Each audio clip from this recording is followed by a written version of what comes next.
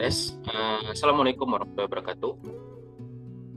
Sebelumnya, aku mau nanya teman-teman sini, dengar nggak suaranya?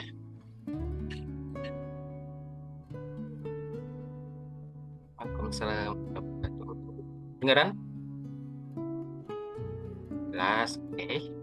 Yang lain gimana? Kedengaran jelas nggak? Mohon maaf, ini kita baru mulai. Hmm, aman? Oke, Insya Allah. Ini pada fast respon semua saya, Insya Allah. Insya Allah pada semangat semua ya teman-teman untuk belajar pada malam hari ini. Oh ya, oke, aman ya. Kita mulai aja kali ini. Backsound boleh tolong Kak Admin. Oh, Kak bisa soundnya ya, atau nggak apa-apa nih backsoundnya nih?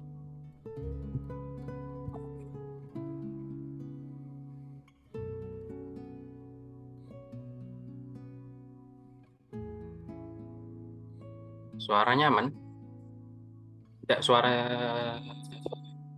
musiknya Kak, musik musik.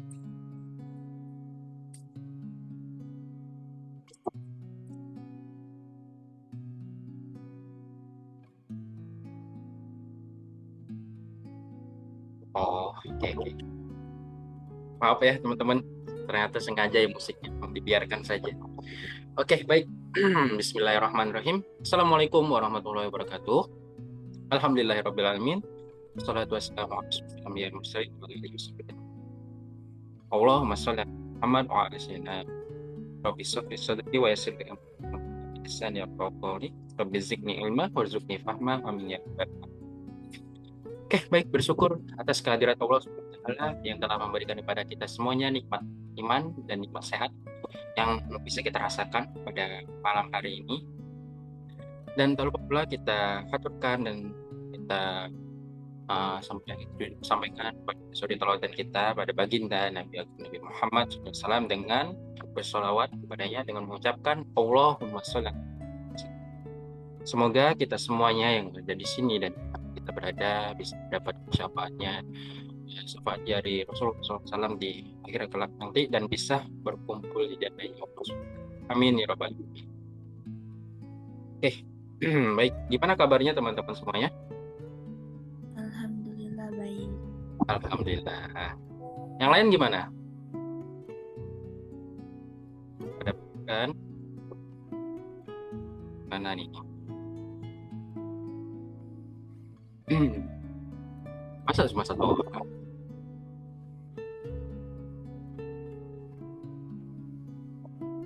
Oh, alhamdulillah banyak. Aku tadi ternyata beda chatnya ya. Oke, kirain tadi cuma satu orangnya. Backsoundnya matiin aja WKWK.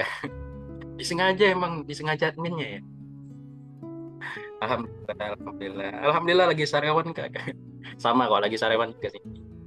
Memang kayaknya kurang minum ya, Mas Dalam. Oke, ya semoga sehat selalu ya teman-teman semuanya yang mungkin ada keadaan sakit atau kurang enak badannya. Semoga cepat sembuh.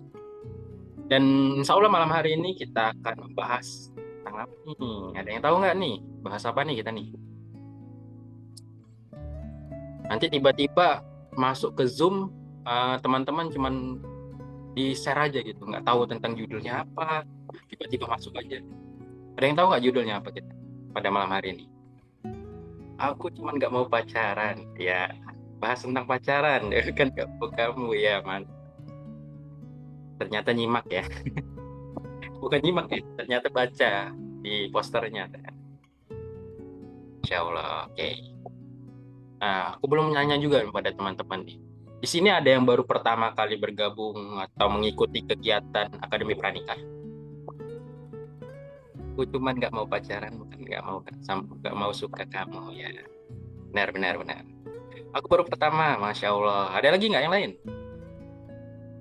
Blure. Blure ya bener namanya. Udah pernah, tapi jarang ikut, baru ikut lagi. Ya, comeback ya. Comeback namanya. Aku pun baru. Masya Allah, ternyata banyak yang baru ya. Ini dapat infonya dari mana aja nih? Dari IG kah, dari TikTok, atau dari live-nya Kak Abizar ya tiap malam ya? Siapa yang nyimak nih ya? Dari IG Kak Abi ya, Masya Allah. Dari grup. Oke, dari teman. Masya Allah. Oke. Ya, semoga apapun dari manapun teman-teman dapat kegiatan dalam hari ini, ya semoga bisa bermanfaat untuk teman-teman. Yang insya Allah kita akan membahas tentang ya yang teman-teman tadi sampaikan juga tadi, yang bertema tentang aku cuma nggak mau pacaran, bukan nggak mau kamu. Oke, yang insya Allah nanti Kak Abizar akan sampaikan ya. Dan Alhamdulillah Kak Abizar yang sudah ada membersamai kita, yang sedang memegang mic-nya, sebenarnya udah nggak tahan ngomong gitu sebenarnya ya. Assalamualaikum Kak Abizar. Waalaikumsalam warahmatullahi wabarakatuh. Sejak kapan antum mulai bisa ngejokes dan ngerosting orang, Bib? Sejak tadi.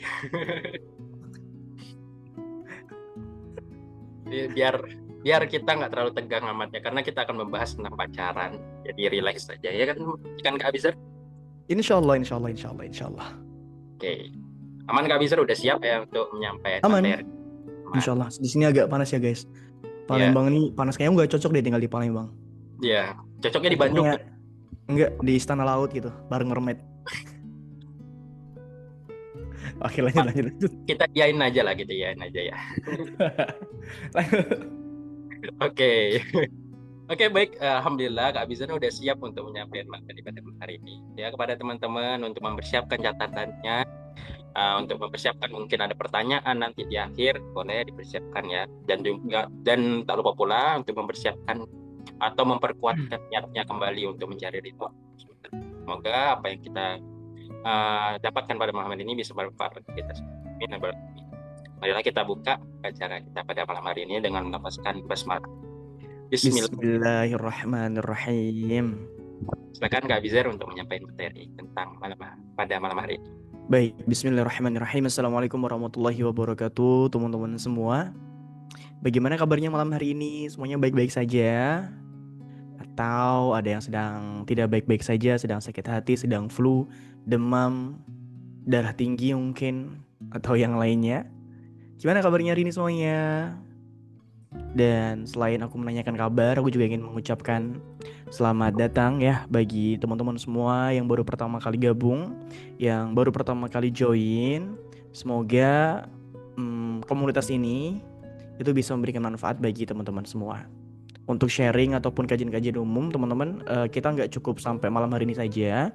Banyak sekali agenda-agenda di Akademi Pranikah. Jadi kalau teman-teman baru pertama kali join, jangan stop sampai di sini, tapi ikutin terus kegiatan-kegiatan berikutnya. Tentu pembahasannya itu tidak jauh-jauh dari pranikah, pernikahan, dan lain-lain. Baik, teman-teman semua, alhamdulillahirabbil alamin.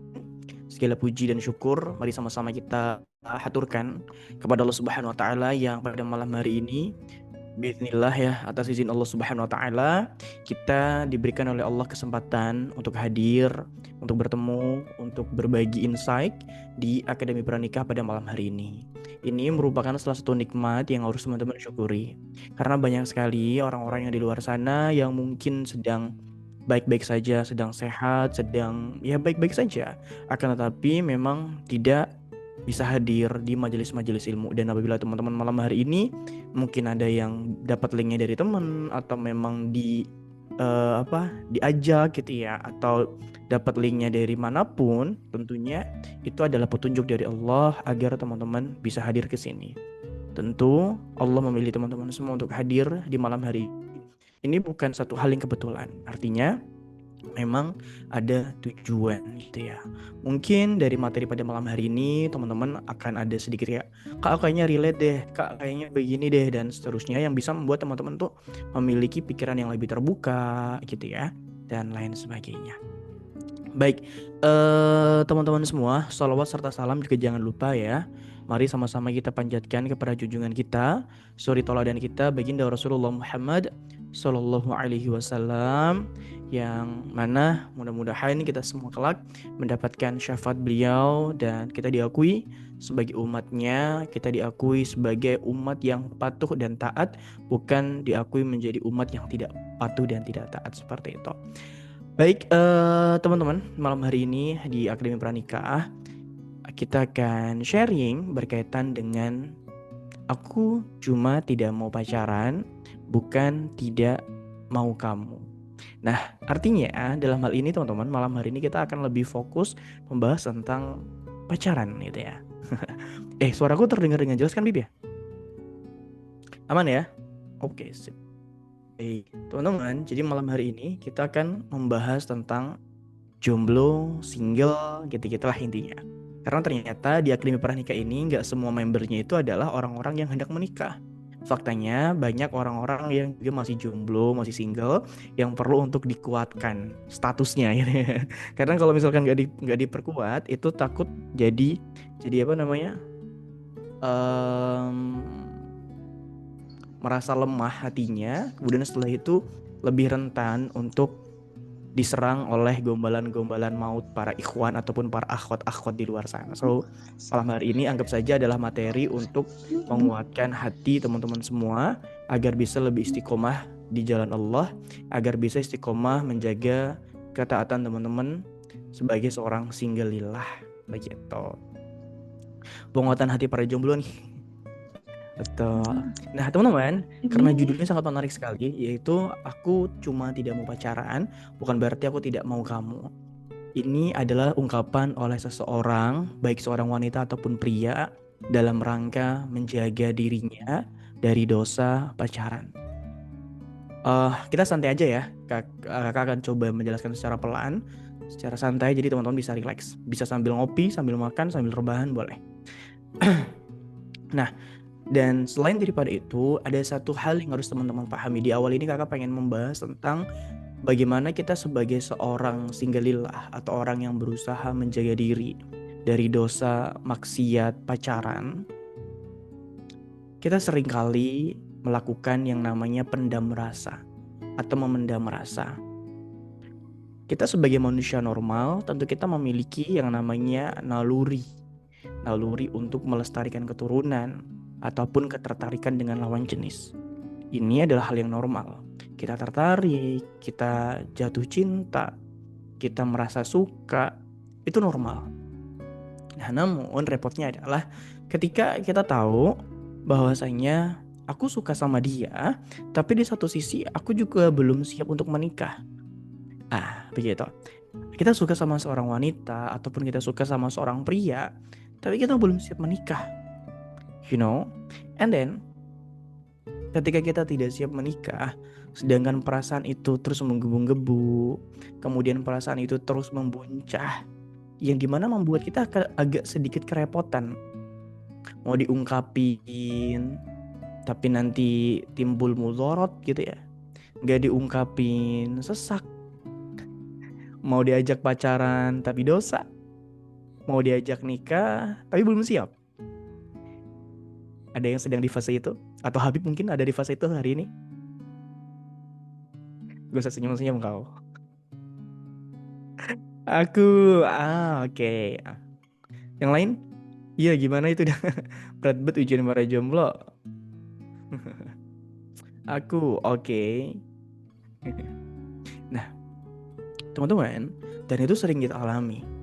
Di satu sisi kita ingin menjadi seorang pribadi atau seorang hamba yang taat, tapi di satu sisi yang lain ada seorang wanita ataupun seorang pria yang kita harapkan kehadiran dalam kehidupan kita, tapi kita merasa kayaknya belum mampu deh, atau perasaan insecurity, perasaan kayaknya aku nggak pantas deh buat dia, ya kan? Mulai tuh ada tuh perasaan-perasaan kayak gitu, dan itu sebenarnya adalah perasaan normal ketika kita nggak bisa atau merasa belum mampu untuk mendapatkan seseorang itu gitu. Nah, apakah kamu benar tidak pantas untuk dia? Ya belum tentu. Itu hanya timbul dari perasaan-perasaan kita ya, dari insecurity atau merasa tidak aman karena kita takut kehilangan, karena takut dia diambil orang dan lain-lain. memendam rasa ini bukan satu hal yang salah, teman-teman. Dan mungkin dalam beberapa kondisi dan situasi ini memang harus kita pendam. Karena pada kenyataannya tidak semua cinta harus kita ungkapkan. Kecuali nih aku sama Habibib, aku cinta kamu karena Allah, begitu ya. Which is itu normal karena kita dengan saudara kita memang harus saling mencintai. Dan kalau kita mencintai saudara kita yang seiman ya, jangan diartikan ada satu quote, satu hadis yang mengatakan kalau kita cinta dengan saudara kita sampaikan. Bukan berarti ketika kamu mencintai lawan jenis menggunakan dalil ini gitu loh untuk nembak cewek itu. Ini adalah sebuah penyimpangan daripada penggunaan hadis yang seharusnya. Karena seharusnya pengungkapan cinta ini kita ungkapkan kepada orang-orang yang yang kita cintai, kayak Habib sebagai teman, sebagai sahabat gitu ya, atau kepada guru-guru kita, atau kepada sahabat-sahabat kita. Itu boleh-boleh aja, atau kepada orang tua. Jadi jangan salah. Nah, memendam rasa ini mungkin bukan dirasakan oleh 1-2 orang, justru banyak orang yang merasakan hal ini. Which is memendam rasa itu bukan kesalahan ya teman-teman, tapi adalah fase dimana kita menjaga diri agar tidak terjebak dalam hubungan yang salah. Nah, kesalahannya adalah ketika ada salah seorang di antara kita yang mungkin menyukai pria ataupun wanita, kita tahu kita memiliki perasaan yang menggebu-gebu. Kita tahu kita memiliki perasaan yang begitu besar kepada dia. Akan tetapi kita malah memancing perasaan itu agar terus bertumbuh dan terus berkembang. Paham gak maksudnya?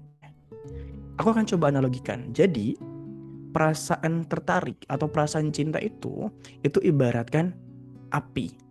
Api ini awalnya kecil teman-teman. Api ini awalnya kecil. Nah, ketika sudah ada timbul api, namanya makanya diistilahkan api asmara gitu. Ketika api ini sudah ada, apa yang membuat dia api itu akan semakin besar? Tentu bisa karena bensin, bisa karena solar, atau bisa karena pertamax gitu ya, atau mungkin bisa juga karena ranting-ranting pohon, sehingga api itu terus semakin besar. Tapi ketika api itu tidak diberikan hal-hal tadi, maka api itu akan padam dengan sendirinya nanti. Gitu. Nah, kita anggap rasa tertarik atau rasa cinta itu ibaratkan api. Nah, bensinnya, bahan bakarnya atau ranting-ranting itu adalah hal-hal yang membuat api itu semakin besar gitu, berkembang. Nah, setelah itu apa yang membuat berkembang tadi? Bahan bakar, ranting gitu ya, dan lain-lain. Nah, kalau dalam dunia nyata, apa yang membuat cinta itu semakin besar, semakin berkembang dan semakin sulit dikendalikan? Maka di dalam Islam itu adalah dengan memandang. Jadi maka dalam Islam itu kita dilarang untuk melihat yang haram. Ketika kita melihat lawan jenis ada ketertarikan, kita diminta untuk apa? Ghodul basar gitu ya, menundukkan pandangan. Dan kita diminta untuk menjaga pandangan dari hal-hal yang haram, seperti itu. Nah, ketika teman-teman udah tahu nih tertarik sama si A, kemudian teman-teman malah ngepoin gitu ya, dikepoin terus, udah tahu perasaannya susah dikontrol, dikepoin, kemudian setelah itu di chat terus, pagi, siang, malam gitu ya, chattingan, kemudian setelah itu teleponan, video callan. Nah, justru pertemuan-pertemuan ini akan menjadi bahan bakar sehingga kamu akan semakin sulit dalam mengontrol perasaan cinta yang ada pada diri kamu. Stimulus-stimulus yang hadir itu yang akan membuat cinta kamu tuh berkembang. Nah, ketika cinta kamu itu terus berkembang, semakin besar, dan ketika sudah semakin besar akan timbul namanya apa? Keterikatan. Ada istilahnya itu keterikatan secara emosional. Itulah kenapa yang susah orang ketika jatuh cinta itu mengalami keterikatan emosional dan susah untuk berpisah. Gitu. Nah, maka dari itu teman-teman, ketika kalian merasa kayak tentang memendam rasa ini, maka berusahalah untuk menghilangkan atau mengalihkan hal-hal yang membuat kita semakin jatuh cinta, membuat kita semakin sayang, semakin terikat secara emosional, itu dihindari. Jangan malah terus dicari-cari, terus dihubungi gitu, chattingan, teleponan, video callan, sleep callan mungkin. Itu akan membuat kalian semakin terikat. Dan itu di fase itulah ketika kalian tidak kuat, itu banyak orang yang tergelincir. Tergelincir artinya banyak orang yang apa ya istilahnya, terjerumus atau masuk ke dalam hubungan yang salah. Seperti itu. Gitu ya teman-teman. Jadi kalau perihal memendam rasa dan menahan agar kita tidak mengungkapkan, itu cobalah untuk tidak mendekat lagi, tidak semakin intens. Justru ada nasihat bagus sekali atau statement yang bagus banget bahwasanya menjauh untuk mendekat. Menjauh itu artinya ketika kita suka sama seseorang, kita ya memang menjauh secara fisik gitu ya, secara interaksi, secara apa ya fisik gitu ya, interaksi, ketertarikan atau apapun itu kita mau jauh tuh dari situ. Tapi menjauh untuk mendekat. Ketika kita menjauh, kita mendekatkan diri kita kepada Allah. Kita meminta kepada Allah, ya Allah, hari ini aku merasa bahwasanya perasaan aku kepada si A itu semakin besar. Semakin sulit untuk aku kendalikan, semakin sulit untuk aku coba kontrol. Maka tolong bantu hamba ya Allah. Ya, bantu hamba untuk menjaga hati hamba. Apabila memang si A ini atau dia ini adalah sosok yang baik bagi dunia dan akhiratku, maka bantu kami untuk bisa segera halal. Kalau misalkan dia tidak baik untuk dunia dan akhiratku, maka tolong jauhkan kami dan buatlah hati kami, hatiku menjadi ridha atas setiap keputusan dan ketetapan yang telah Engkau berikan. Seperti itu. Ada makanya menjauh untuk mendekat. Artinya apa? Secara fisik menjauh, tapi secara doa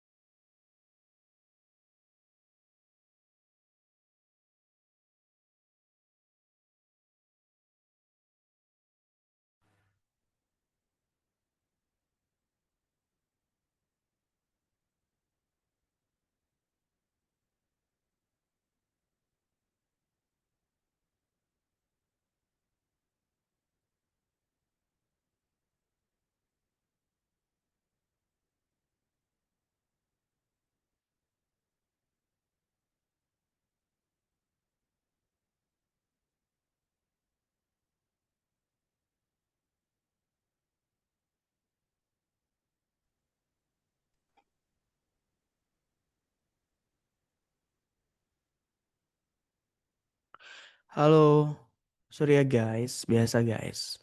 Gangguan sinyal, jadi mohon maaf dan mohon dimaafkan. Tadi sampai mana ya? Aku lupa deh. Sampai mana tadi? Statement, oh ya, sampai statement yang mengatakan atau nasihat lah kita tepatnya ya. Bahasanya sampai doa atau sampai statement. Sampai itulah inti pembahasannya. Nasihat menjauh untuk mendekat. Dan itu adalah nasihat yang benar-benar harus teman-teman pegang. Jadi ketika kita suka dengan seseorang, maka cukuplah kita menjauh untuk mendekat kepada Allah. Nah sebenarnya teman-teman, kalau kita coba perhatikan gitu ya, bahwasanya menjauh ini untuk mendekat justru secara ruhiyah, secara hati kita itu lebih dekat loh dengan orang tersebut. Mungkin kalau dekat akan timbul banyak maksiat. Tapi dengan cara kita menjauh seperti itu adalah cara agar kita bisa menjaga diri kita dari hal yang haram dan tentunya menjaga diri kita dari hal-hal yang dilarang oleh Allah Subhanahu wa taala. So, nasihat itu benar. Nasihat itu benar sekali. Jadi, berusahalah untuk menjauh secara fisik gitu ya. Tapi kita mendekat kepada Allah, meminta yang terbaik, meminta petunjuk dan meminta perlindungan. Minta perlindungan guys. Karena masalah hati ini yang benar sangat kompleks sekali. Benar-benar sangat bahaya sekali. Manusia itu sering diserang sama setan itu di bagian hati. Jadi kalau misalkan nih teman-teman merasa kayak, Kak, Aku kayaknya nggak butuh doa deh, aku kayaknya bisa deh ngontrol hati gitu. Hati-hati guys, itu adalah cara setan untuk membuat hati kita lemah. Karena yang memiliki hati itu Allah, yang menciptakan hati itu Allah, yang mengendalikan hati manusia itu Allah, yang membolak-balikan hati kita itu Allah. Maka sudah seharusnya kita meminta pertolongan kepada Allah untuk menjaga hati kita, meminta pertolongan kepada Allah untuk menguatkan hati kita, bukan dengan mengandalkan diri kita sendiri. Betapa banyak, betapa sering ya mungkin teman-teman melihat di sekitar kalian orang-orang yang hatinya susah terjaga. Ya masih mau pacaran, ya kita sedih ya, prihatin dengan apa yang terjadi hari-hari ini. Banyak sekali perceraian karena perselingkuhan gitu. Mungkin teman-teman melihat ya, beberapa artis 3 bulan ini tuh banyak sekali yang cerai dengan isu-isu perselingkuhan. Dan menurut aku teman-teman harus mulai belajar akan kejadian-kejadian ini. Ya, kemudian banyak orang yang ketika pacaran mendapati kekerasan. Bahkan mungkin belum lama kemarin teman-teman pernah mendengar kasus ya, yang pacarnya dimutilasi, yang sudah living together gitu ya dalam dunia perkuliahan, ujungnya dihabisin, dimutilasi gitu ya. Nah maka teman-teman harus hati-hati. Kalau kata para pujangga-pujangga cinta gitu ya, cinta itu seringkali membuat kita itu buta nih. Malam hari ini aku akan coba membahas cinta itu bukan dengan sains ya, bukan dari neuroscience dan lain-lain, tapi lebih kepada coba belajar puitis gitu ya, dengan perihal cinta ini. Dan orang akan lebih ketika cinta itu. Jadi aku belajar. Tanpa pujangga-pujangga cinta itu bisa membuat seseorang itu gila, tanda kutip. Bisa orang itu gila, bisa membuat orang itu kehilangan akal sehatnya. Karena apa? Karena saking jatuh cintanya. Karena saking jatuh cintanya, tertariknya. Kalau kalian hari ini merasa atau masih percaya dengan semua orang itu nggak ganteng ataupun nggak cantik, salah guys. Salah. Setiap orang itu ganteng dan cantik tergantung mata siapa. Dia menggunakan mata siapa untuk melihat. Kalau menggunakan mata seseorang yang memang tertarik dan suka sama kamu, kamu tuh pasti akan kelihatan ganteng dan cantik dan begitu indah. Serius.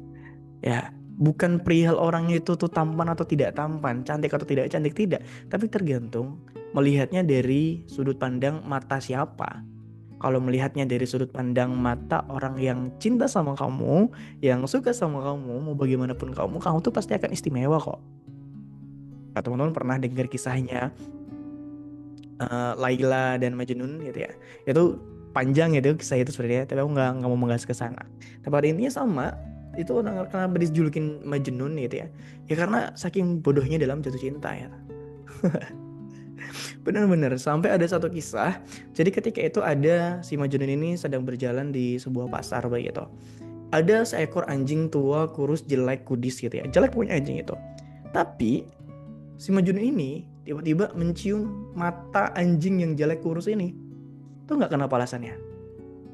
Teman-teman mau nggak kalau ada anjing terus tiba-tiba kalian cium anjing yang kotor, yang dekil gitu, yang kurus gitu? Mau nggak? Mau nggak, Bib? Nggak mau kan? Tapi sama Junun mau. Tau nggak alasannya apa? Dalam sebuah riwayat itu disampaikan kisah itu, kenapa engkau mencium itu wahai Majnun gitu ya? Karena anjing ini itu berasal dari negerinya Laila, dari tempat Laila tinggal. Ya, di mana anjing ini, mata anjing ini sudah melihat keindahan Laila. Dan aku melihat keindahan Laila itu lewat mata anjing ini. Maka aku mencium mata ini seakan-akan aku sedang mencium Laila. Itu benar-benar sangat bucin sekali. Allahu Akbar. Dan itu real. Cinta tuh kayak gitu. Cinta tuh kayak gitu. Mungkin teman-teman bilang bucin sekali karena kamu. Nah, nasihatnya itu disampaikan, jangan menilai orang yang sedang jatuh cinta kalau kamu tidak pernah merasakan jatuh cinta. Tuh. Aku malam hari ini coba untuk tidak membahas cinta itu dari segi sains ya guys, tapi lebih ke harmonisasi, romantisasi gitu dan lain-lain. Dan faktanya kayak gitu. Nah, itulah cinta itu seringkali membuat kita lemah, seringkali membuat kita bodoh, seringkali membuat kita itu rasa pokoknya apa yang dilakuin oleh dia itu benar, nggak pernah salah.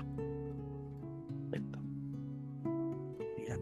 Dan itulah kenapa ketika orang jatuh cinta itu seringkali, mohon maaf gitu ya, mengorbankan kehormatannya, mengorbankan kesuciannya, mengorbankan segalanya demi orang yang dia cintai. Mungkin kalian mengatakan, ih Majnun kok kayak gitu sih, bucin banget sih, begini-begini. Kalian ingat gak kisah Nabi Yusuf? Ketika para teman-temannya Zulekha ini gak percaya dengan apa yang disampaikan oleh Zulekha, kemudian diundang ke rumah gitu ya, istana. Pas ketika melihat Yusuf apa? Dia sampai tangannya berdarah. Karena ketika mengupas buah, tiba-tiba Yusuf datang. Bukan tiba-tiba sih, memang dipanggil, Yusuf datang. Terus tangannya tergores. Tangannya tergores, nggak terasa, nggak berasa. Karena apa? Karena langsung jatuh cinta dengan tampangnya Yusuf. Dan gitulah cinta. Maka kenapa dalam Islam itu cinta itu nggak dilarang. Yang dilarang adalah ketika kita jadi bodoh ketika jatuh cinta. Gitu teman-teman. Mencoba kisah-kisah yang lain. Nah, kalau mau dijadikan teladan ya kisahnya Sayyidina Ali dengan Sayyidatuna Fatimah. Ada satu kisah yang sangat Masya Allah sekali. Sayyidina Ali itu tahu Fatimah itu menyukai seorang pria gitu. Kagum banget dengan seorang pria. Akhirnya Sayyidina Ali cemburu. Padahal yang dikagumi oleh Fatimah yang diceritakan itu adalah Sayyidina Ali. Masya Allah. Semua dua-duanya sama-sama jatuh cinta, sama-sama suka, tapi sama-sama tidak tahu.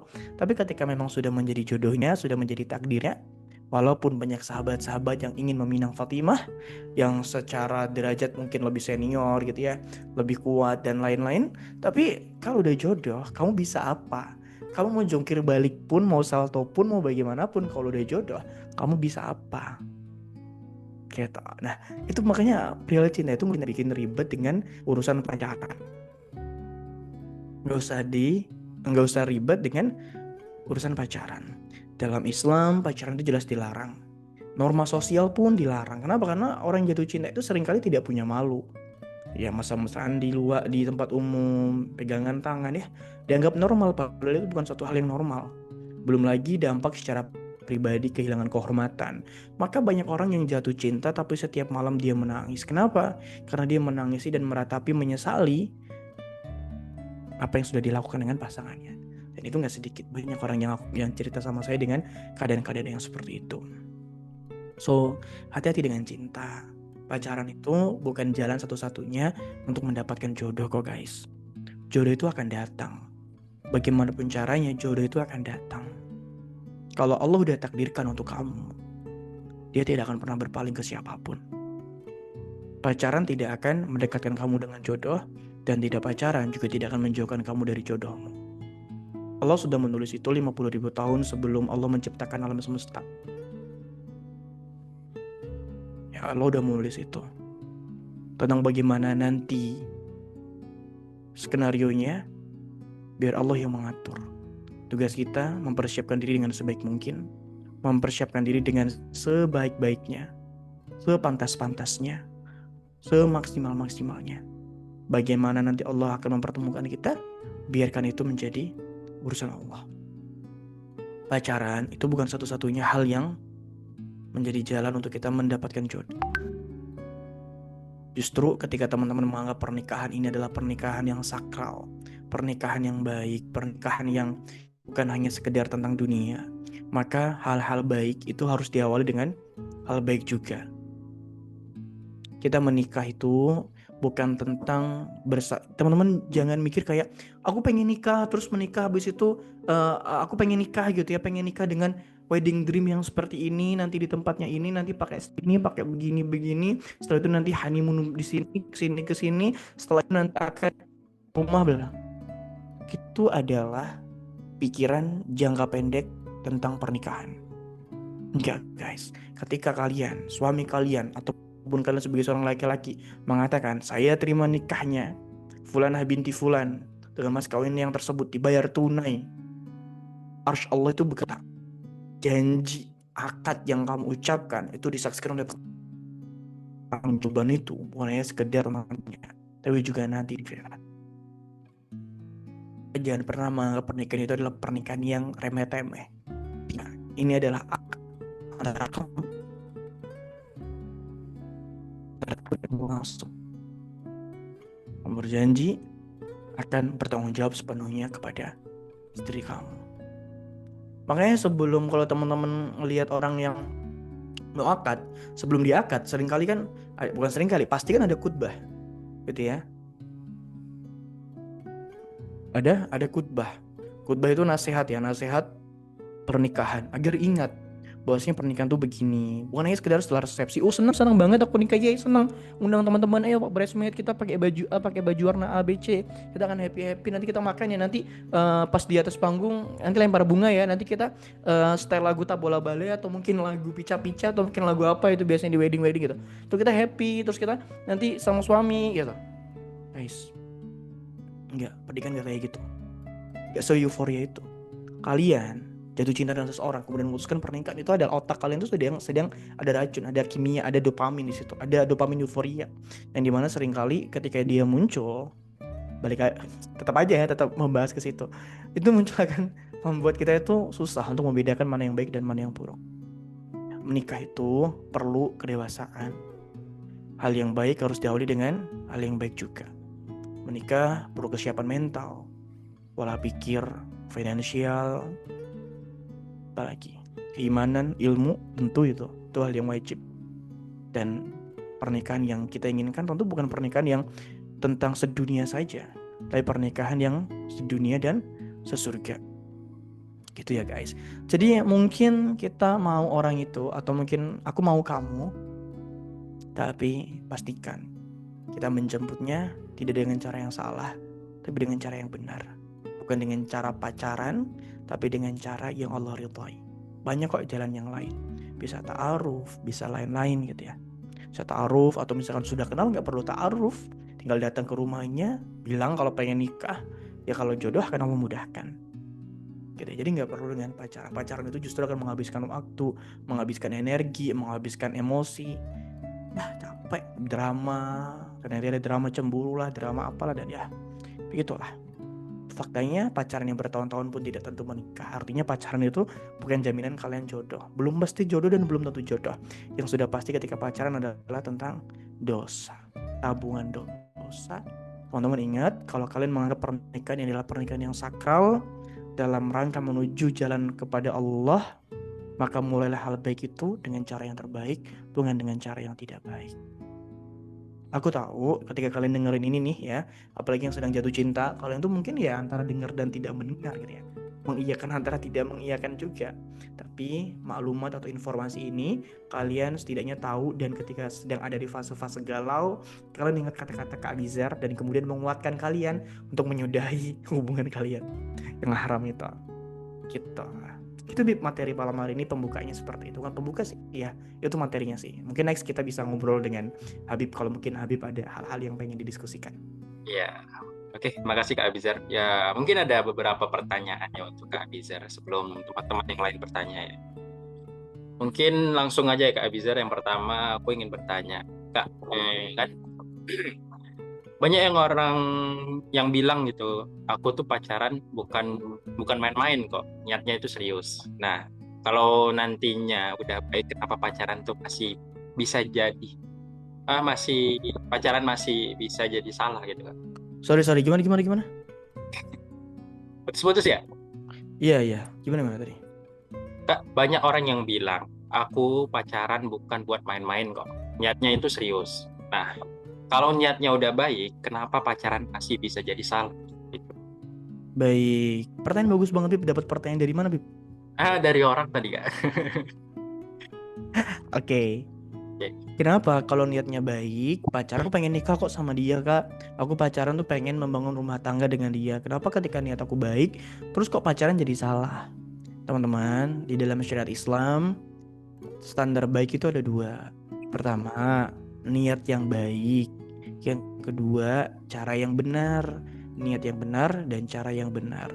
Jadi niat saja, kemudian caranya salah, itu nggak bisa dibenarkan, atau caranya benar niatnya salah itu juga tidak bisa dibenarkan. Sehingga ketika teman-teman semua menganggap niatnya baik tapi pacaran, ya ibaratnya gini, ada dulu mungkin teman-teman ingat ceritanya Robin Hood gitu ya. Niatnya Hmm. baik kok, dia merampok rumah para pejabat, dirampok ya, dicuri, kemudian hartanya dibagi-bagikan. Niatnya baik untuk membantu rakyat, tapi caranya salah, itu nggak bisa dibenarkan.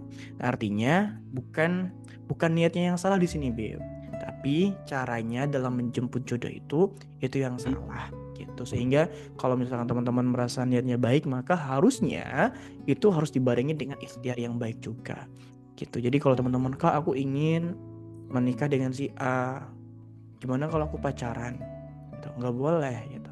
Kalau kamu pengen nikah sama si A, kamu menganggap si A itu adalah orang yang tepat buat kamu, si A adalah orang yang baik buat kamu, orang yang sevisi sama kamu, maka kamu harus menjemput sesuatu hal yang indah itu dengan cara yang benar, bukan dengan cara yang salah. Bagaimana mungkin kamu menginginkan akhir yang indah, menginginkan Hmm. sesuatu yang indah, tapi kenapa kamu malah menjemputnya dengan cara yang salah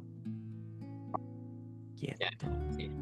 Tapi kadang ada juga yang bilang Hmm. aku tuh cuma dekat aja, cuma Hmm. dekat. Belum tentu pacaran gitu. Sebenarnya batas dekat tapi nggak pacaran itu kayak gimana dalam Islam, menurut Islam? Baik, teman-teman, banyak ya ini namanya HTS-an, hubungan tanpa status itu. Enggak kok, kan aku juga ada status sama dia, tapi kemana-mana bareng gitu ya, boncengan, terus nonton bareng, ke kafe bareng, nongki gitu, nanti curhat sebelum tidur, curhat-curhatan. Kamu pacaran sama dia? Enggak, cuman temenan doang gitu ya. Nah teman-teman, sebenarnya gini, pacaran itu bukan hanya sekedar tentang status atau case atau bingkainya saja, tapi tentang esensi atau aktivitas gitu ya. Jadi yang dinilai boleh atau tidak boleh itu bukan perihal case-nya, bukan perihal luarnya. Kamu boleh bilang aku nggak pacaran, tapi yang kamu lakukan itu lebih dari orang yang pacaran, berduaan terus dan lain-lain, ya itu sudah termasuk haram. Jadi bukan tentang status pacaran atau tidak pacarannya, tapi lebih kepada apa yang kalian lakukan berdua gitu. Jadi teman-teman jangan tertipu, aku nggak pacaran, aku cuma teman deket kok gitu ya. Tapi yang harus teman-teman pahami, yang menjadi titik poin daripada aktivitas ini adalah aktivitasnya, bukan statusnya. Kamu bisa bilang nggak pacaran, tapi ternyata status kamu, aktivitas kamu kayak orang pacaran. Atau mungkin kamu bilang, kak aku pacaran gitu ya. Boleh kok pacaran, tapi setelah kamu menikah, which is gitu ya, bukan masalah statusnya. Yang mana itu bukan masalah statusnya, tapi masalah apa yang kamu lakukan dengan orang tersebut. Nah, bagaimana batasan-batasan dalam Islam itu banyak sekali ya. Ini udah masuk kepada fikih apa, interaksi ikhwan dan akhwat ya, antara perempuan dan laki-laki gitu. Interaksi laki-laki dan perempuan. Maka dalam hal ini mungkin nanti teman-teman cari tahu sendiri ya, lebih lengkapnya, lebih detailnya. Tapi pada intinya memang tidak semua aktivitas yang saat ini terjadi antara muda dan mudi itu bisa diperbolehkan. Misalkan boncengan antara pria dan wanita yang bukan mahram itu tidak diperbolehkan gitu ya. Atau berdua-duaan di tempat umum dengan pembicaraan pribadi itu pun nggak boleh. Dengan tujuan kayak ngobrol ya, bercanda-canda atau ngobrol hal-hal yang pribadi yang nggak ada uzur gitu ya, itu nggak boleh. Gitu. Nah, banyak kok. Nah, tapi kalau teman-teman pengen belajar lebih lanjut, nanti bisa chat ke kakak-kakaknya Akademi Pranikah gitu. Nanti bisa dibantu biar dapat akses belajarnya seperti itu. Itu Bib. Jadi bukan sekedar statusnya, tapi lebih kepada kamu ngapain gitu loh. Orang bisa bilang aku gak pacaran, tapi kan dilihat bukan itunya. Yang dilihat itu adalah tentang apa yang kamu lakukan dengan orang tersebut gitu. Oke, selanjutnya ya Kak. Aku udah juga ada dengar ya, atau sering dengar nasihat kalau cinta, eh, jaga dia dengan tidak mengajaknya pacaran. Tapi di sisi lain ada yang justru kehilangan karena memilih menjaga. Menurut Kak Bizar, gimana cara biar hati, Gimana biar tadi, sorry? Gimana tadi? Gimana tadi? oke bentar-bentar. Eh, kita sering dengar nasihat, kalau cinta jaga dia dengan tidak mengajaknya pacaran. Tapi di Hmm. sisi lain ada yang justru kehilangan karena memilih menjaga tadi. Oh gitu. Menurut Kak Abizar gimana cara biar hati tetap tenang saat menjauh demi kebaikan gitu? Baik, itu udah dijawab sama Kayu. Nggak jodoh berarti bib tuh. Bener Ah, itu nggak jodoh. gak jodoh. Ya, simpel banget ya, Mbak Ayu ya. Tapi poinnya bukan itu. Poinnya adalah bagaimana agar hati kita tenang. Teman-teman, perihal jodoh itu sudah menjadi takdir Allah dan menjadi ketentuan Allah. Kamu nggak perlu khawatir, gak usah khawatir. Ketika memang kamu saat ini belum siap untuk menikah dan ada rasa ketertarikan dengan lawan jenis, cukup kembali kepada Allah. Serahin kepada Allah segala kegelisahan, kekhawatiran, ketakutan kamu, limpahkan semuanya, sampaikan semuanya kepada Allah. Ya Allah, aku cukup berat dalam mengelola perasaan ini. Aku merasa dia adalah orang yang tepat buat aku, tapi aku nggak berani untuk mendekat hari ini karena aku merasa aku belum mampu ya Rob. Maka tolong hamba untuk menguatkan hati hamba. Kalau memang dia yang terbaik buat aku, maka mudahkan. Kalau enggak yang terbaik buat dunia dan akhiratku, maka tolong buat hati aku ridha terhadap setiap ketentuan kita. Setiap ketentuanmu ya Rob. Teman-teman harus yakin juga bahwasanya apa yang telah Allah takdirkan, apa yang terjadi dalam kehidupan kita, itu bagian daripada rencana Allah. Dan rencana Allah itu selalu yang terbaik, itu selalu yang terbaik. Karena mungkin teman-teman pernah atau sering mendengar nasihat tidak semua cinta itu akan bersatu. Tapi seringkali cinta justru berpisah dan saling memberikan pelajaran satu sama lain. Itu nyata. Dan itu nyata. Maka ketika ada ketertarikan, dilemanya tuh kayak gitu. Kita mendekat takut dosa, kita menjauh takut kehilangan. Kan gitu. Nah, maka dari itu teman-teman, coba untuk belajar menyerahkan dan mengembalikan semuanya kepada Allah Subhanahu wa taala. Itu yang penting banget. Gitu, Mas Habib. Oke, masih ada lagi nih ya. Mungkin sabar untuk teman-teman yang ingin bertanya. Karena masih ada pertanyaan bentar ya. Resen dulu urutan Resen antri, dulu. Oke. resen. Resen dulu ini. Itu gimana? Saya udah ada dua tuh. Oke. Yang Oke. antum udah siapin aja dulu aja. Oh ya, aku dulu aja dulu ya. Oke, sabar ya teman-teman. Aku duluan. Karena on-cam ya. Jadi langsung ini. Oke. Ini banyak yang berjuang menahan diri untuk memilih gak pacaran ya. Tapi kadang muncul rasa sepi, ada takut, dan gak punya siapa-siapa. Gitu. Gimana caranya biar tetap kuat dan nggak merasa sendirian di fase itu. Nah, ini adalah suatu hal yang mungkin jadi masalah juga bagi kebanyakan orang. Apa itu? Merasa kesepian. Iya.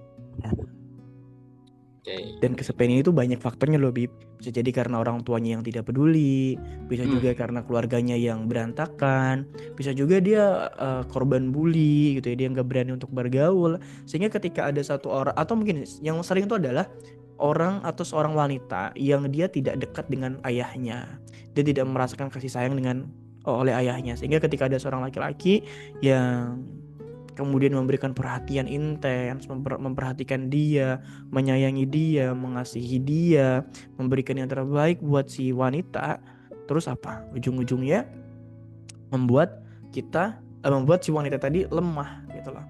Karena apa? Dia merasa penuh dengan kasih sayang dan cinta yang diberikan oleh laki-laki tadi. Nah, itu yang membuat seringkali kayak problem atau masalah. Di satu sisi dia merasa kesepian, tapi di satu sisi yang lain ketika menerima ajakan pria ataupun wanita itu menjadi dosa. Kan gitu. Nah, maka dalam hal ini teman-teman, sekesepian apapun, pacaran itu bukan jadi solusi sih kalau buat aku. Kesepian apapun. Circle aku sebenarnya sempit ya, nggak terlalu, mungkin kalau circle bisa dikatakan nggak terlalu luas, mungkin luas iya, cuman untuk teman-teman dekat mungkin beberapa orang gitu ya, mungkin Habib, Mas Fajar, kata ini mungkin 5-6 orang doang gitu ya, mungkin banyak 10 lah kalau yang circle dekat banget, lainnya ya sekedar teman gitu. Nah, Dalam hal ini, coba untuk memenuhi tangki kasih sayang dan tangki cinta yang ada pada diri kamu itu dengan hal-hal lain selain daripada pacaran. Misal kamu suka menggambar, ya beli alat gambar, kamu melukis, kamu menggambar, kamu mewarnai, which is itu yang bisa kamu lakukan. Kalau misalkan aku suka ini kak, suka main, udah cari komunitas-komunitas hijrah atau komunitas keislaman yang ada hangoutnya, bisa bertemu, bisa main panahan mungkin, berkuda, ngeliwet, main basket, or itu sih banyak gitu yang bisa kamu lakukan kak. Aku tuh senang banget atau happy banget kalau aku tuh masak gitu. Yaudah ikut kursus masak begitu. Ya, kursus masak nanti ketika setelah masak di rumah, masakin buat keluarga. Banyak banget cara-cara untuk memenuhi tangki cinta atau kasih sayang yang ada pada diri kita. Gak harus dengan pacaran. Justru ketika kamu bermasalah dengan kesepian kamu, kemudian setelah itu kamu beralih kepada pacaran, kamu hanya akan membuat masalah baru. Masalah kesepian tidak selesai, masalah baru itu ada. Belum tentu juga ketika kamu udah pacaran pasangan kamu akan terus baik, belum tentu juga. Kadang ada juga yang ketika belum pacaran itu perhatian banget, tapi setelah pacaran apa? Nggak ngapa-ngapain gitu, nggak ngapa-ngapain artinya kayak udah penasaran aja gitu. Tuh ya, aku suka makeup berarti aku harus apa? Kursus makeup. Bisa juga karena nanti kamu ketika menikah pengen tampil cantik di hadapan suami kamu, boleh-boleh aja gitu ya, silakan penuhi tangki cinta itu dengan hal-hal yang baik, dengan hal-hal yang positif gitu. Jadi caranya seperti supaya kita tidak merasa kesepian gitu Bib. Oke, panjang ya. Ternyata kita harus mencari hobi atau kesukaan kita gitu kan, biar bisa nggak terlalu kesepian banget gitu ya. Antum kesepian nggak? Ya kalau sendiri sepi sih. Aduh, Aduh, kita harus deketan kayaknya rumah kita Bib. iya makanya kita biar keluar terus gitu. Oke, yang terakhir nih ada satu lagi ya. Mohon maaf Oh, teman-teman. oke. Gimana Ada gimana satu lagi gimana? ya terakhir ya. Nah, kalau kita ngomong soal cinta ya kan, Hmm, sehidup dan sesurga. Sebenarnya cinta yang bisa sampai ke surga itu kayak gimana sih? baik. Teman-teman, cinta yang baik atau kita bicara cinta yang benar, itu adalah ketika cinta itu bisa membuat kalian bertumbuh. Bertumbuh di sini artinya bukan hanya sekedar tentang karir, bukan hanya sekedar tentang jabatan, bukan hanya tentang pekerjaan, bukan hanya tentang orientasinya uang. Enggak. Bertumbuh di sini adalah ketika kita jatuh cinta dengan orang, keimanan kita itu meningkat. Ketaatan kita meningkat. Ketakutan kita kepada Allah itu meningkat. Kepatuhan dan ketakwaan kita itu meningkat.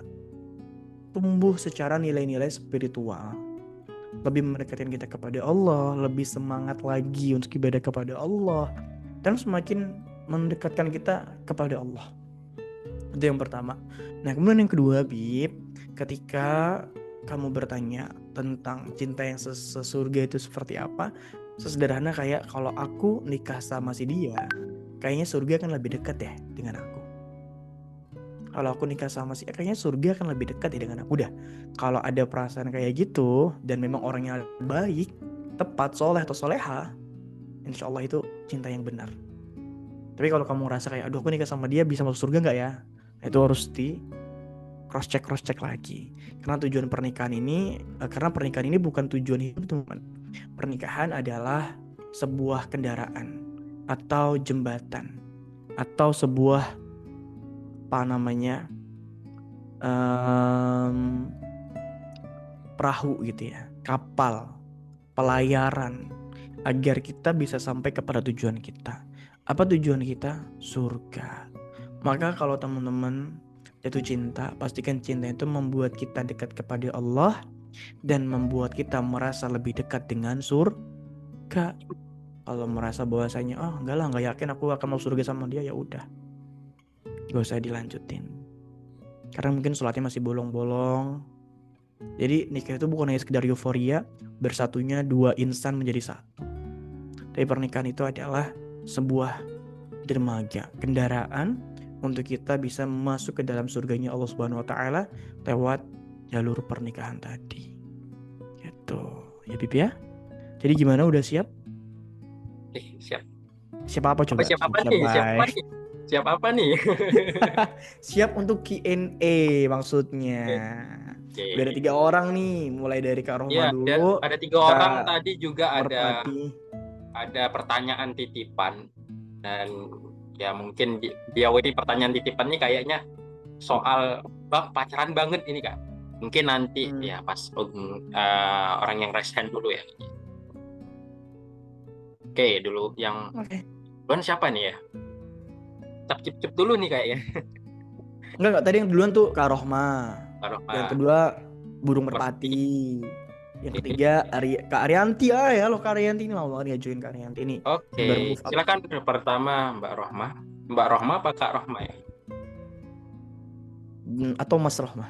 Ya. No, Bebas. kalem aja. Oke, sebelumnya apakah suaranya terdengar jelas, Kak? Jelas sih, tapi kamu kayak serak-serak gitu lagi batuk. Lagi batuk kayaknya. Iya, emang suaranya lagi hilang-hilangan. Mohon maaf kalau nggak jelas. Oke, nggak apa-apa. Oke, Kak. Sebenarnya nih mau bertanya sekaligus mau minta pandangan dari sudut pandang kakak sebagai laki-laki nih ya, Kak. Misal, ada orang nih yang kakak tuh suka banget sama orang tersebut. Dan ternyata si cewek ini ya, Kak ya, dia tuh mau dilamar oleh orang lain, Kak. Dan lebih ininya lagi, ternyata orang tua dari si cewek ini nih menyetujui lamaran yang ditawarkan oleh laki-laki lain gitu ya. Tapi ternyata si cewek ini Kak, dia tuh ngasih kesempatan gitu buat kakak tuh untuk maju duluan. Cuma posisinya itu kakak tuh belum siap untuk menikah ataupun lanjut ke jenjang yang lebih serius gitu. Nah, gimana nih Kak dari sudut pandang laki-laki gitu ataupun dari sudut pandang kakak gitu? Kalau dia mau banget ya, maksudnya kalau kakak tuh suka banget tapi si Ko itu kakak belum bisa. Apakah benar gitu kalau laki-laki tuh bakal memperjuangkan wanita tersebut atau ya udah kalah duluan, itu gimana tuh menurut pandangan? Baik, aku akan coba jawab langsung to the point ya Kak Rohma. Wow, Tergantung Kak Rohma. Kalau misalkan apa yang menjadi tanda kutip kekurangan yang membuat dia belum siap itu bisa dikejar dalam waktu dekat, ya kita ikhtiarkan, realistis aja gitu. Tapi kalau misalkan wanita ngasih waktu selama 1 bulan, terus kemudian apa yang ingin dia siapkan, apa yang dia kejar itu tidak realistis, ya memang berarti belum tentu jodoh. Gitu. Jadi kalau misalkan masih bisa diikhtiarkan, ya kita ikhtiarkan dulu, benar-benar kita ikhtiarkan dulu. Tapi ketika sudah diikhtiarkan ternyata memang yang nggak bisa, ya udah, apa boleh buat, berarti bukan jodoh. Tapi memang sebagai seorang laki-laki mungkin saya akan mengikhtiarkan dulu, mengikhtiarkan dengan semaksimal mungkin, akan tetapi saya tidak akan memaksa gitu ya, artinya memaksa kayak harus banget, nggak juga. Ya menjadi pertanyaan lagi, kok bisa tahu si perempuan itu kalau laki-laki itu mau sama dia? Atau dari mana? Ya semisal aja gitu Kak, kan kita ada aja lah gitu. Oke lah kalau semisalnya, mudah-mudahan semisalnya ya Kak Roma ya. Ya tapi kan kalaupun memang beneran ya. Jadi gitu. Nah jadi memang mungkin sebagai seorang laki-laki akan mengikhtiarkan dengan sebaik mungkin. Tapi harus tetap sisakan ruang ikhlas bahwa tugas kita mengikhtiarkan. Balik lagi, tidak semua orang yang jatuh cinta itu pasti bakal bersatu. Dan teman-teman harus paham bahwa kita menikah itu karena Allah, bukan karena orang itu. Kita menikah karena Allah, bukan karena orang itu.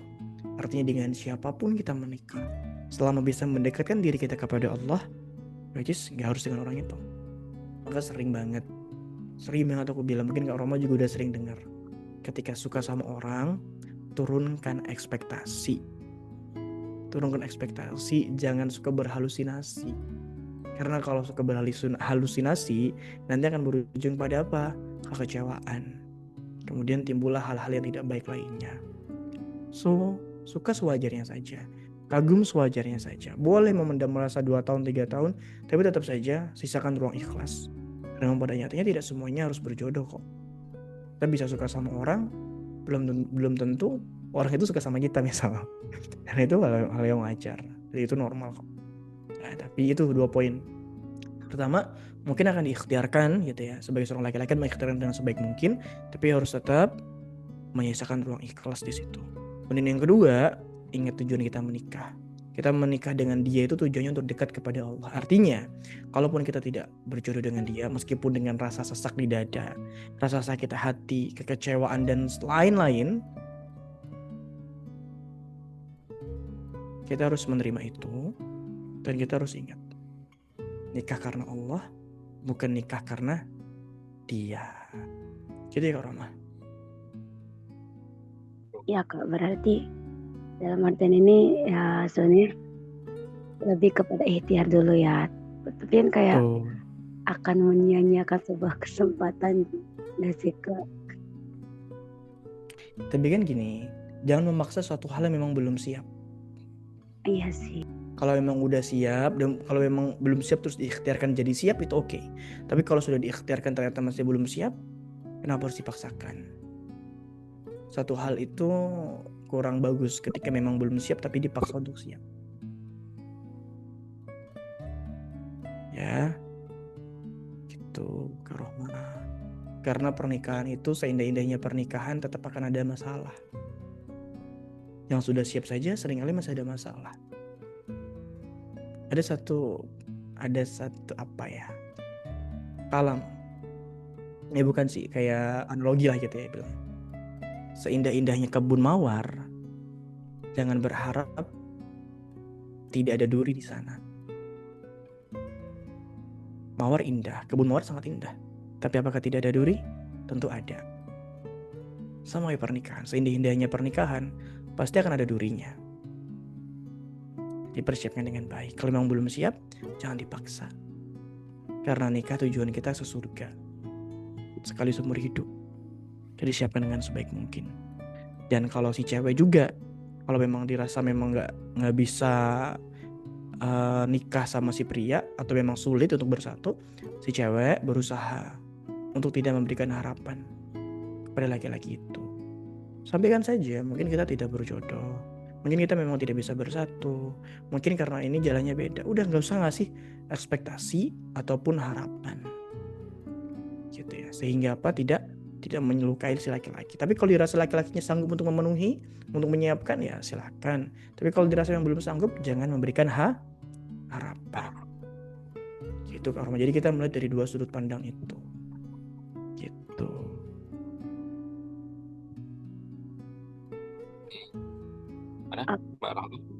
Oke Kak, dapat dipahami. Terima kasih banyak. Sama-sama.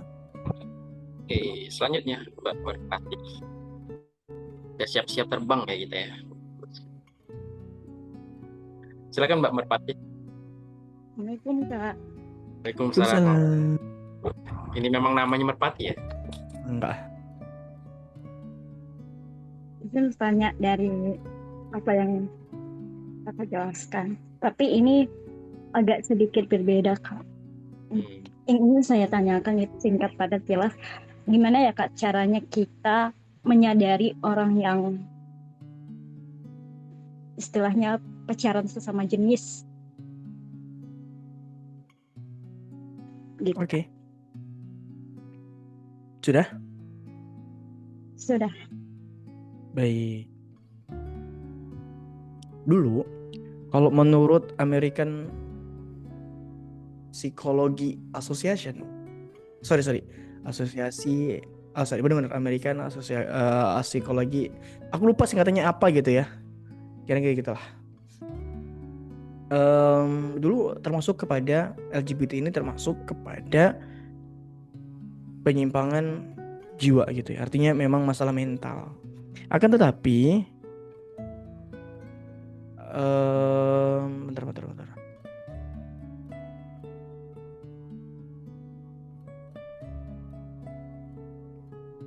Akhir-akhir ini ada psikologi modern itu mengatakan LGBT itu bukan penyimpangan. Nah, tapi guys, ini nggak bisa ditelan mentah-mentah. Ada banyak aspek dan kemungkinan Yang terjadi kenapa itu bisa berubah? Pertama, tentu gak bisa lepas dari namanya politik.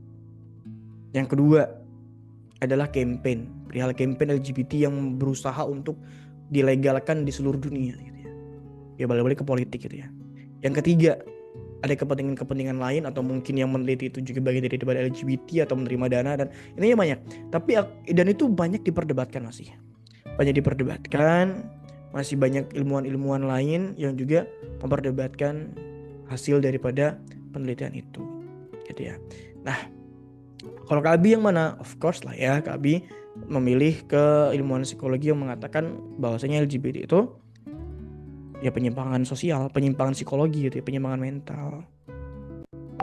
Apalagi dalam norma-norma sosial tentu ini bukan satu hal yang baik gitu. Nah, pertanyaannya gimana cara menyadarkan? Pertama yang harus kamu lakukan itu doa. Doa. Karena orang itu akan bisa sembuh ketika dia sadar dia sakit, kemudian dia ingin berobat. Nah, gimana caranya dia sadar? Pertama, kamu doa kepada Allah, minta Allah sentuh hatinya. Lisan kita nasehatin, lisan kita memberitahu, mendakwahi, ya, ataupun memberikan fakta-fakta kebenaran, dan hati kita, lisan kita itu berdoa kepada Allah untuk minta kesembuhan kepada saudara kita. Minta kesembuhan kepada saudara kita. Tapi kamu jangan terlalu dekat, artinya jangan jadi teman karib gitu ya. Takutnya nanti kamu kebawa. Boleh kok temenan, boleh, boleh Islam tuh temenan, boleh. Cuman kalau jadikan teman deket, kemana-mana bareng, nah itu yang bahaya. Takutnya nanti kamu menormalisasi, takutnya kamu nanti menganggap wajar gitu ya. Maka dalam hal ini doakan tetap dengan nasihati atau beritahu ini tuh nggak boleh loh gitu ya. Tapi kalau misalkan dia nggak minta dinasehatin, ya jangan dinasehatin langsung, tipis-tipis aja sambil bercanda-bercanda supaya tidak kesan ada gap antara kamu dengan dia. Karena kadang orang kalau udah ada gap itu dinasehatin nggak terima. Kamu tuh siapa nasehatin aku kan biasanya gitu. Tapi kalau misalkan udah deket atau misalkan karena teman gitu ya bisa aja untuk dinasehati dengan cara yang baik begitu. Nah pada intinya usahakan, doakan terus agar ada ketukan dalam hatinya kayak misalkan namanya Mbak Merpati, aku tuh pengen tobat gitu, aku pengen bener, pengen lurus gitu, bantuin aku. Nah baru deh kamu bantuin itu gitu. Tapi kalau masih denial terus ya doakan saja sembari nasihati tipis-tipis gitu ya, agar dia ada pikiran lah untuk cepat segera sadar gitu. Nah kalau kamu udah berdoa kepada Allah, nanti Allah yang akan bantu kamu. Apakah na'udzubillah Allah turunkan penyakit di kelaminnya sehingga nanti dia tobat, wallahu a'lam. Entah bagaimana cara Allah ketika kamu berdoa, kamu doa dengan tulus, entah bagaimana skenario Allah untuk membuat dia bertobat. Tapi kalau misalkan memang sampai akhir hayat na'udzubillah dia gak bertobat, ya itu urusan Allah. Tugas kamu mendoakan dan mengikhtiarkan dengan cara memberitahu atau menasihati dengan cara yang terbaik. Gitu aja. Kak, izin boleh dikit? Boleh.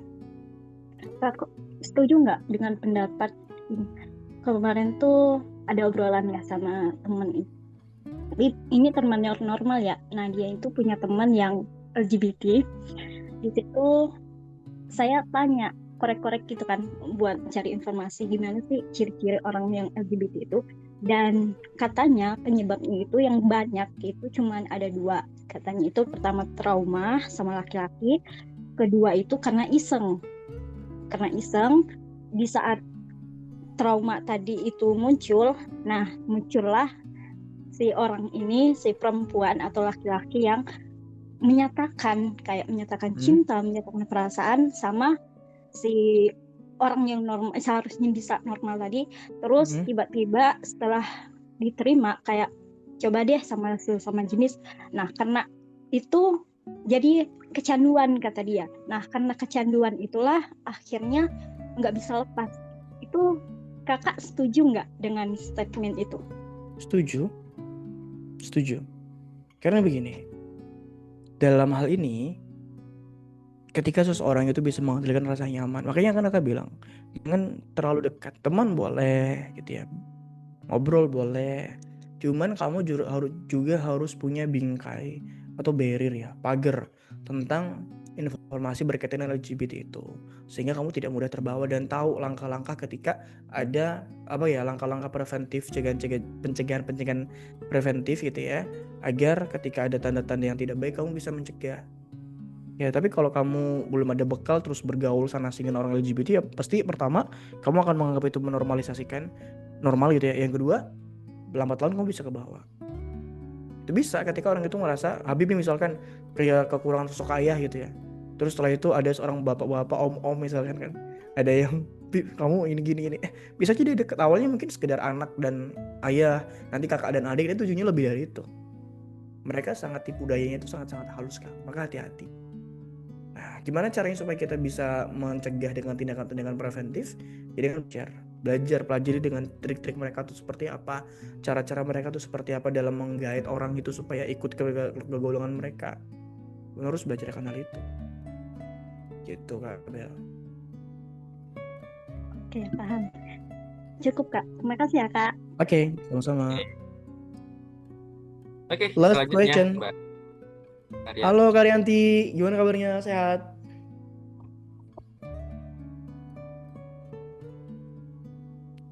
Gak ada suaranya. Belum ada suaranya. Kurang jelas. Agak dekat. Nah, ya. Halo Kak Abidas sama Halo, Kak Habib dan gimana semuanya. kabar kamu? Sehat? Alhamdulillah sehat. Kak Abizar dan semuanya sehat. Alhamdulillah, insyaallah sehat. Alhamdulillah. Aku mau nanya ini apa ya? Kan masalahnya kan masalah percintaan nih, masalah percintaan nih. Aku mau tahu gimana sih? Bukan gimana. Kita kan kalau punya ujian itu apakah Allah tuh semakin mencintai kita gitu. Nah, bagaimana istilahnya kita timbal balik ke Allah untuk dalam ujian itu, untuk menyikapinya gimana gitu istilahnya. Begitu. Menyikapi ujian ya? Iya, menyikapi ujian gitu, apakah cinta dengan itu. Karena kan Allah cinta sama kita gitu istilahnya, dari ujian itu gimana kita untuk menyikapi dari nikmatnya ujian itu yang diberikan sama Allah gitu. Oke. Aku akan coba kasih summary kayak Allah itu kan cinta dengan hambanya, kadang dengan memberikan sebuah ujian kan begitu ya. Nah, kemudian gimana caranya kita menyikapi rasa cinta Allah yang berbentuk ujian tadi, gitu ya, Kak Arianti ya? Ya. Oke, thank you Kak Arianti. Ya. Baik, teman-teman, ini bagus banget pertanyaannya. Kan kita sering mendengar nasihat bahwasanya Allah begitu mencintai hambanya, Allah begitu menyayangi hambanya, Allah benar-benar sayang banget sama hamba-hambanya. Kemudian ketika Allah sayang, pertama kali yang Allah akan berikan apa? Ujian. Nah, gimana caranya kita menyikapi ujian ini, atau bagaimana kita melihat ujian ini agar bisa menjadi sebuah nikmat dan menjadi sebuah hal yang anugerah, bukan sebagai musibah. Nah, pertama yang harus kamu lakukan adalah gini teman-teman. Lihat ujian itu sebagai bentuk kasih sayang Allah dengan cara kita coba flashback. Kalau aku gitu ya, kayak mau flashback itu kayak, oke, ini aku dikasih ujian, kira-kira kemarin aku salah apa ya? Itu yang pertama. Aku selalu kayak gitu. Aku salah apa ya kemarin? Allah kasih ujian ini, kira-kira aku salah apa ya? Aku udah maksiat apa ya? Itu yang pertama, flashback. Kemudian yang kedua adalah dengan, oke, Allah ngasih ujian ini, Allah ingin sedang memberi pelajaran apa ya? Ingin mengajarkan apa ya pada aku? Ini serius guys, aku menyikapi ujian tuh kayak itu. Mungkin di sini ada Sekar dan teman-teman tahu ya, ada satu kemarin kejadian di hotel aku kan. Dari kejadian itu aku belajar banyak banget bagaimana berurusan dengan hukum, bagaimana berurusan dengan hal-hal yang orang-orang tinggi-tinggi gitu ya. Gimana cara negosiasi, banyak banget hal belajar di situ. Nah, jangan melihat ujian itu sebagai sebuah tanda kutip masalah ya guys. Tapi lihatlah ujian itu sebagai cara Allah memberikan pelajaran-pelajaran kepada diri kita. Aku dapat nasihat, sedang lagi ada masalah kemarin ya. Aku dapat nasihat dari salah satu leader aku gitu. Sabar ya Bay, anggap aja Ini cara Allah buat naikin atau ningkatin kelas kamu, buat naikin derajat kamu. Gitu. Jadi kita melihat masalah ataupun ujian yang Allah berikan kepada kita. Pertama, flashback, kita ada maksiat apa? Karena dengan flashback itu kita sadar, oh iya kemarin aku lakuin maksiat ini. Mungkin ini adalah cara Allah, karena Allah sayang sama aku. Allah nggak mau bikin aku banyak dosa, sehingga Allah kasih ujian ini, Allah kasih air mata ini agar dosa aku berguguran dengan adanya ujian itu. Itu yang kedua, melihat kayak Allah sedang mau memberikan pelajaran apa. Allah ingin memberikan aku hikmah apa, atau ke depan Allah tuh pengen memberikan aku hadiah apa, sehingga Allah kasih ujian yang begitu banyak. Gitu. Jadi dua hal itu. Dan yang terakhir adalah yang ketiga, teman-teman, untuk melihat ujian itu sebagai cinta daripada Allah Subhanahu wa taala adalah ketika kalian merasa sedang lalai saat itu, sedang lalai dengan akhirat, kayak banyak ditinggalinya sholat sunnah atau sholat wajibnya bahkan mungkin ditinggalin atau dilalaikan, diakhir-akhirkan begitu.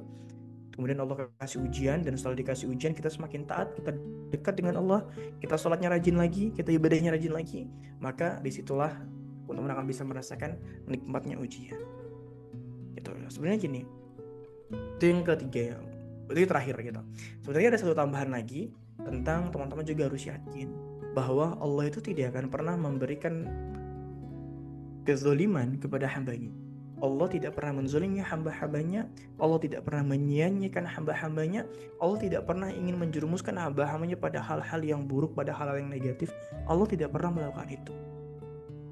Aku begitu yakin Allah tidak pernah memberikan sebuah ujian kepada hambanya, itu tidak ada hikmahnya, itu tidak mungkin. Pasti ada hikmahnya, pasti ada pelajarannya. Kalau ditanya, Kak Bizar seberapa yakin Allah pasti akan memberikan kebaikan ataupun hikmah di balik ujian itu? Seyakin ini. Kayak misal, oke. Seyakin tisu, ini ada tisu di tangan aku, kelihatan nggak warna putih? Nih ya, nih. Tisu. Seyakin apa Kak Bizar dengan Allah itu ada kebaikan buat kita ketika diuji? Sesederhana, seyakin ini. Ini kalau lepas nih, ini jatuhnya ke atas atau ke bawah, Bib? Kalau dilepas jatuhnya ke bawah atau ke atas? Ke bawah. Bawah. Pasti ke bawah. Yakin nggak gini pasti ke bawah? Yakin. Yang kita lepas kita jatuh. Nah, keyakinan diriku dengan ujian yang Allah berikan kepada kita, itu pasti ada hikmah dan kebaikan, ada pelajaran yang bisa kita ambil. Keyakinan aku itu melebihi dari benda yang jatuh dari atas. Teman-teman harus yakin itu. Semakin teman-teman yakin, semakin teman-teman itu akan bisa melihat kebaikan-kebaikan, pelajaran-pelajaran, dan hikmah dari apa yang telah Allah berikan kepada kita. Dan itulah nanti teman-teman itu akan merasakan tenang banget. Tenang sekali. Merasakan ketenangan. Ada satu kisah, teman-teman tahu namanya Ibnu Sirin. Ibnu Sirin ini muridnya Abdullah bin Abbas gitu ya. Dia tabi'in ya, seorang tabi'in yang sangat terkenal pada saat itu, seorang ulama. Dia tinggal di Irak, tinggal di Irak. Pokoknya dia tuh orang yang terkenal ulama besar sekali. Orang itu kalau dia melakukan apa itu udah dianggap sebagai MUI-nya Indonesia lah, kayak majelis ulama. Pokoknya kalau orang itu ngelakuin apa itu dianggap benar dan halal. Seorang tabi'in, dan dia belajar langsung sama Abdullah bin Abbas gitu ya. Nah, ketika itu teman-teman, banyak nih orang itu dia tinggal di Irak, tepatnya di pasar. Dia beli ruko gitu ya di pasar itu, terus kemudian orang-orang ikutan beli ruko juga. Terus si Ibnu Sirin beli apa, diikutin juga. Intinya diikutin semuanya, karena Ibnu Sirin ini dianggap sebagai seorang yang alim luar biasa, dianggap sebagai seorang ulama begitu. Jadi diikutin semuanya. Sampai suatu ketika ada seorang pedagang dari luar daripada Irak, dia membawa segentong madu.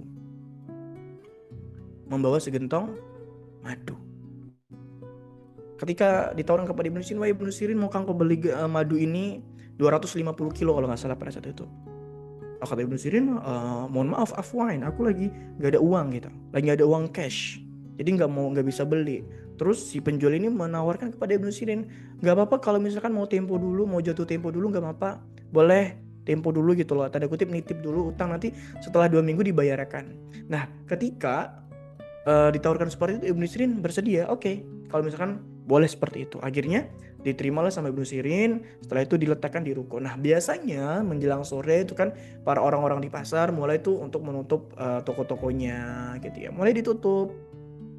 Nah di Ibnu Sirin ini tokonya itu ketika ditutup pegawainya lah kita anggap ya yang ada di toko itu lupa untuk menutup gentong madu tadi, kelupaan gitu. Dan pada akhirnya ketika dia lupa, kemudian dia pulang. Setelah itu besok paginya Ibnu Sirin dan pegawainya itu melihat bahwasanya di madu yang segentong besar, yang beratnya kurang lebih sekitar 250 kilo itu ada bangkai seekor tikus yang tenggelam di situ. Apa yang dilakukan oleh Ibnu Sirin? Kalau manusia biasa mungkin sebesar itu mungkin buang tikusnya, kemudian setelah itu buang 1-2 kilo madunya, selesai begitu ya. Tapi tidak, yang dilakukan oleh Ibnu Sirin adalah, wahai pegawai-pegawaiku atau mungkin pegawai di toko itu, silakan buang madu ini ke sungai. Alirkan madu ini ke sungai. Kenapa ke sungai? Karena kalau tidak di sungai, mungkin dibuang ke kotak sampah atau kemana, nanti masih ada nih warga-warga yang mau mengambil madu bekas bangkai tikus ini. Akhirnya Ibnu Sirin membuang gentong itu ke sungai. Madu itu dialirin ke sungai, jadi biar nggak ada masyarakat yang pakai madu itu lagi. Ditanyalah, berheran-heran lah masyarakat di sana, wahai Ibnu Sirin, kenapa engkau buang madu yang begitu banyaknya? Diceritakanlah bahwasanya ini tadi ada seekor bangkai tikus yang tenggelam di sini, jadi aku tidak mau menjual barang yang memang ternodai oleh bangkai tikus tadi. Kan tinggal dibuang saja tikusnya, kemudian madunya 1/4 atau mungkin paling banyak setengah dibuang gitu. Kan masih bisa dijual, seperti itu kata orang-orang di situ. Dan Ibnu Sirin bilang apa?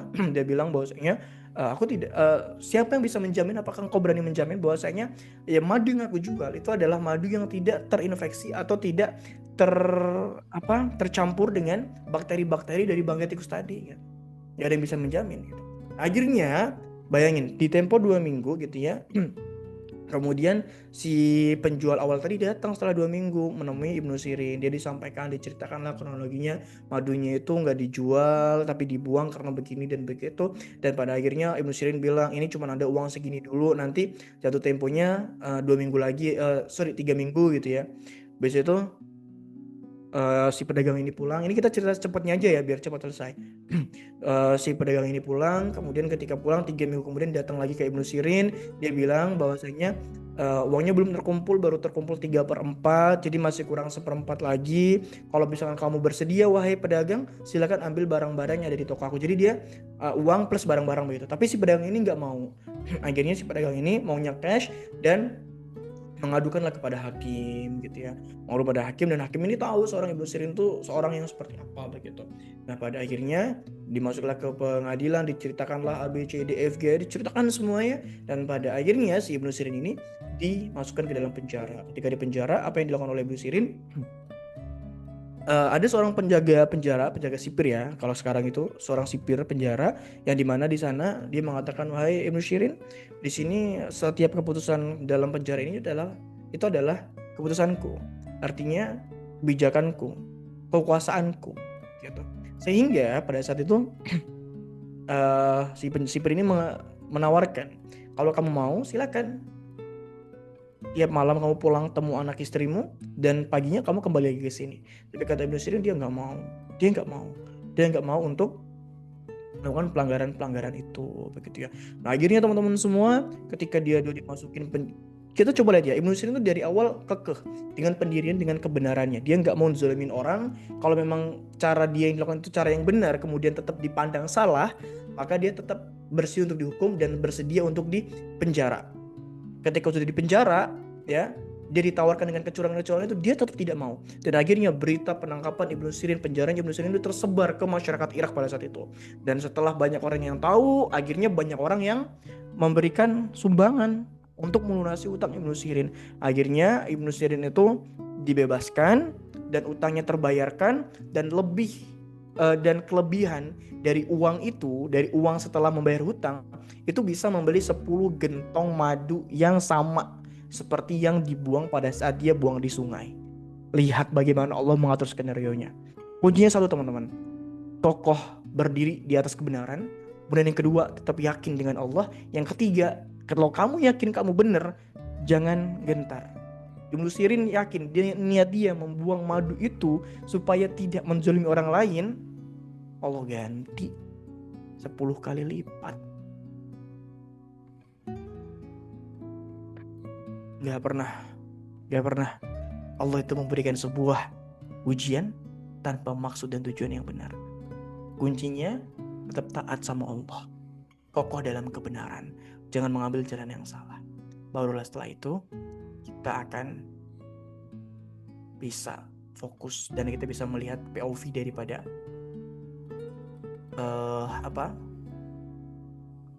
maha baiknya Allah dari cinta tadi. Gitu Kak Arianti. Dan sabar ya, jangan cepat menilai takdir.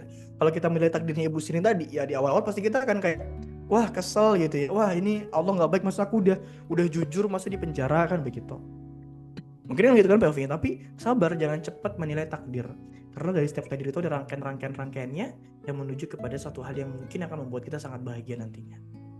Gitu Kak Arianti. Semoga menjawab ya.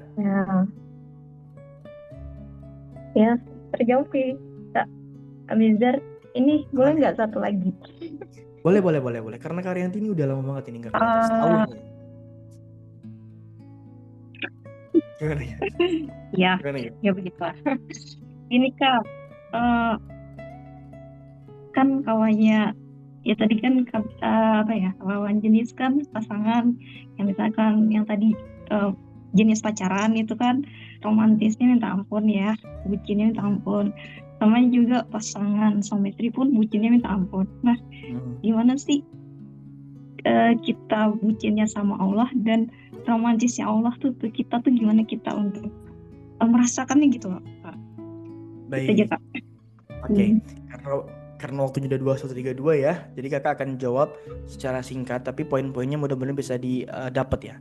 Pertama gini, teman-teman, kalau kalian pengen merasakan romantisnya Allah dengan kita, kemudian kita merasa hubungan kita dekat dengan Allah, pertama yang harus teman-teman lakukan adalah selalu berhusnuzon billah. Ya, berprasangka baik karena Allah, berprasangka baik kepada Allah. Itu pertama banget. Kemudian yang kedua, dengan meniatkan segala sesuatu apa yang kita kerjakan itu dengan mengkaitkannya kepada Allah. Mau makan, baca bismillah, baca doa mau makan. Mau naik motor, baca doa, bismillah, baca doa mau naik kendaraan. Zikir, baca Quran. Dan itu akan membuat teman-teman itu dekat banget dengan Allah. Serius, aku kayaknya mau nangis nih. Serius, aku merasakan itu guys. Merasakan ketenangan.